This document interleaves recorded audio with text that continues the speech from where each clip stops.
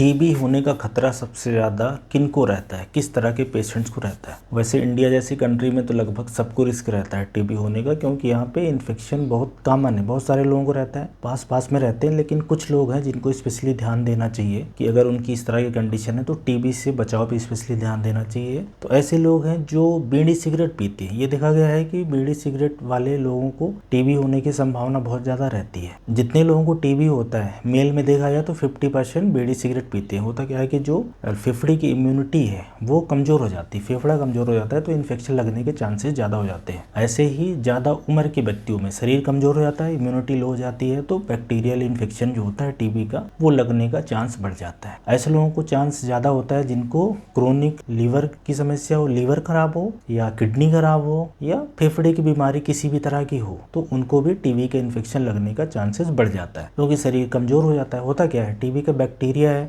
वो तो अपने देश में इतना कॉमन है कि हर आदमी के पास कभी न कभी आता है। अब अगर आपका शरीर मजबूत है तो टीबी के बैक्टीरिया को मार देगा, और अगर आपका शरीर कमजोर है तो टीबी का बैक्टीरिया आएगा, आपके शरीर में ग्रो करेगा, पनपेगा और वहां से इन्फेक्शन फैल जाएगा। या कई बार टीबी का बैक्टीरिया आता है, शरीर में रह जाता है, जिसको हम लोग बोलते हैं कि लेटेंट फेज में है, और जैसे ही आपका शरीर कमजोर होता है वैसे बैक्टीरिया ग्रो करने लगता है। तो ये मैंने बताया कि ये कुछ लोग हैं जिनको ज्यादा होता है। इसके अलावा ऐसे लोग जिनको कैंसर है उनमें कॉमन है। ऐसे लोग जिनको कैंसर की दवा चल रही है उसमें टीबी का इन्फेक्शन होने की संभावना बढ़ जाती है। ऐसे लोग जिनको कीमोथेरेपी चल रही है, ऐसे लोग जिनको स्टेरॉइड चल रही है, स्टेरॉइड एक ऐसी दवा है जो शरीर की इम्यूनिटी को कम कर देती है, तो इन लोगों को भी होने का चांसेस रहता है। और ऐसे ही जिन लोगों को डायबिटीज रहता है उनमें संभावना बढ़ जाती है। ऐसे लोग जो एल्कोहल पीते हैं लंबे समय से, क्रोनिक एल्कोहलिक लोग हैं, शराब पीने की आदत है, उनमें टीबी का चांसेस बढ़ जाते हैं। जो लोग नशीली दवाइयाँ लेते हैं उनमें चांसेस बढ़ जाता है। तो इन सब लोगों को टीबी होने की संभावना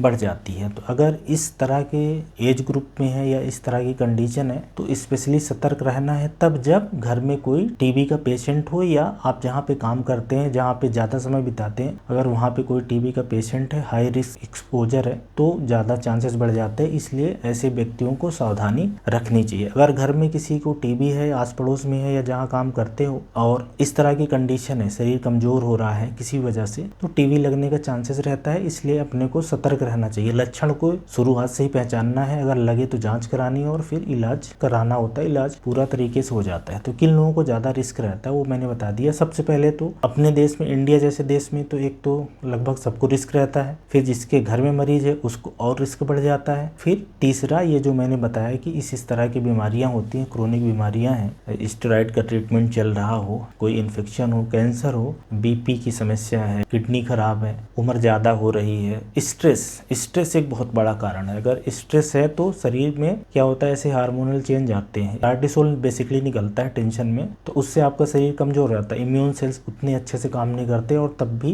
टीबी का इन्फेक्शन रीएक्टिवेट होने का या नया लगने का भी चांसेस बढ़ जाता है। तो ये कुछ लोग हैं जिनको टीबी होने का ज़्यादा रिस्क रहता है।